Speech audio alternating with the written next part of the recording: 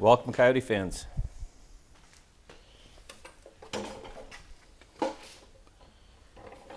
Very busy weekend. So I got my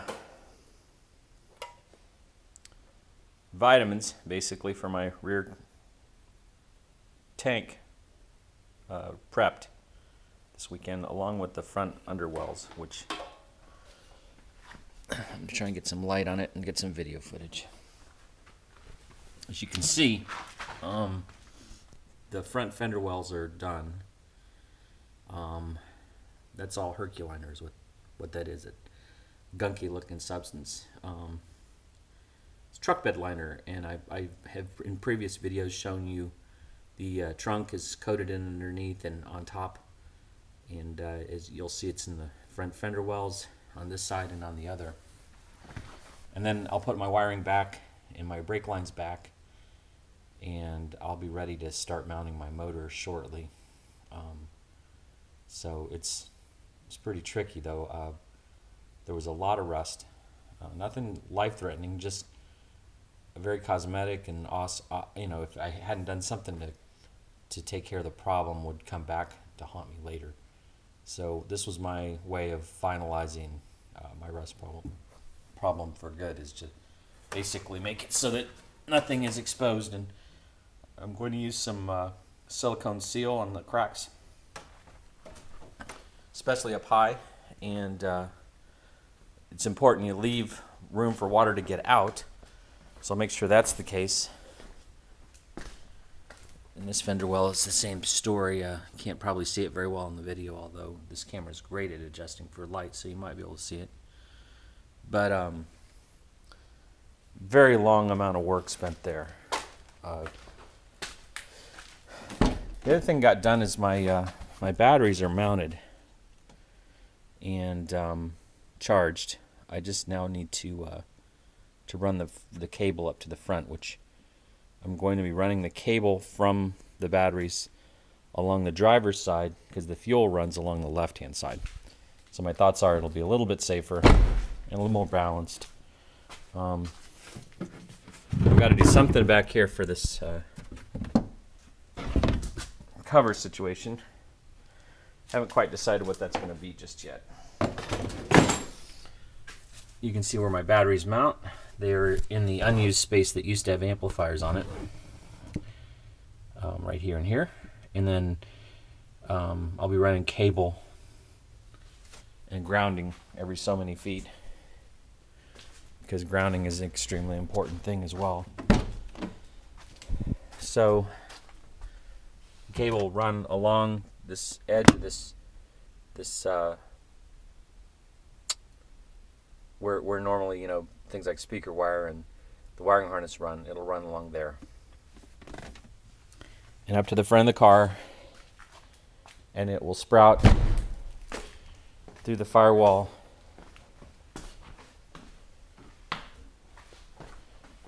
here. I've determined right between those two connectors there, the hood release and the front connector, firewall connector. So I have to drill a new hole, but I wanted to get this done, and it's kind of hard to figure the order of this stuff out sometimes. So it's like, well, let's do this first, and I just have to coat that new hole whenever I get done. Anyways, so you get an idea where I'm at. I have a lug that I'm going to mount here for my positive front relocated battery. So if somebody opens a hood, or I open the hood, I need to jump start it from the front, I can jump start it from the front. If I have to, I can jump start it from the rear as well, if there was a dead battery situation. I'll also be mounting my gas tank and my hydraulic actuator this week, and that'll be for my clutch and for my gas pedal, which will complete all my work for the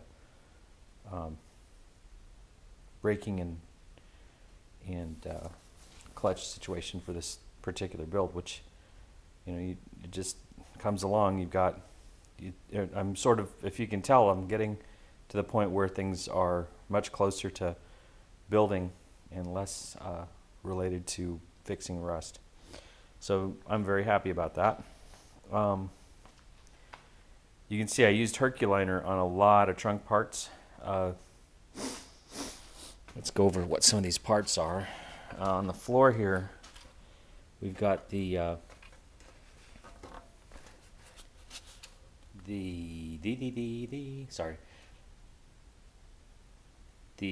nuts that hold the tank straps in place are laying there in front of you. They're clips. They clip onto the specific body spots. The tank straps themselves have Herculiner on them. These two pieces right here are front disc brake line holders. And then, of course, the fuel neck, which is not coated in Herculiner at the bottom because it has to seal into the tank. So I'll just put some tape around that or something. I'm not sure what yet. And I had to construct or reconstruct a neck retaining clip out of the original one and a broken one from a junkyard that I had gotten, just because I was out of time to go search for one. And that's coated in Herculiner as well. So you get a sense that about the only thing left is a couple of spots under the car that I have to seal up, and I'm going to be done being a body man, which is going to make me an extremely happy person because I'm really not a body person. But I needed it done, and I needed it done right, and this required me to do that. So hope you're having a good time listening to me ramble on like this. I'm going to say a couple things about Herculiner and Por 15, which is what I used on the metal. Por 15 is an incredibly hard substance to work with. If it gets on you, you better get it off right away. And you can get some Por 15 thinner, which a friend of mine gave me this. All right, this stuff is a double-edged sword. It will get Por 15 off if you don't mind chemical burns, because it immediately burns your skin. So I've been able to use it quickly to get like wet Por 15 off of me. This stuff's terrible.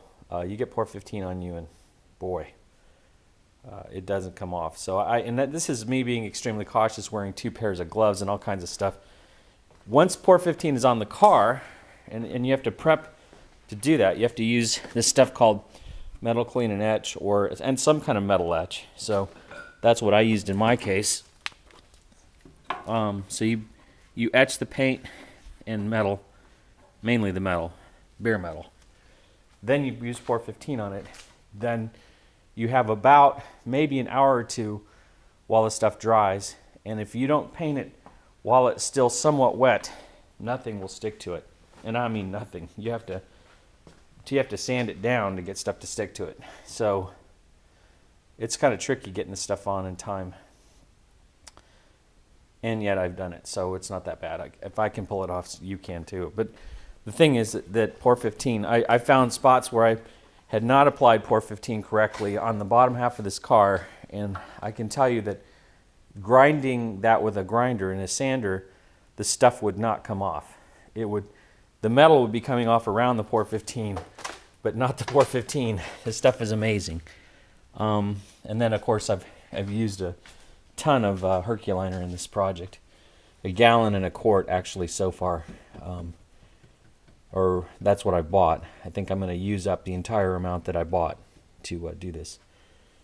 And anyways, that's where I'm at.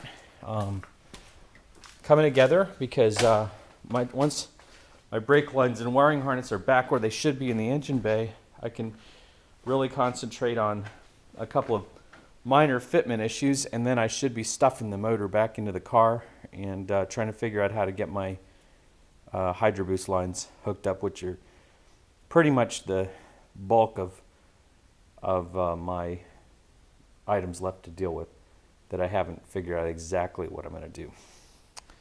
And I hope you're enjoying it, and happy Coyotify modding, everyone. Bye.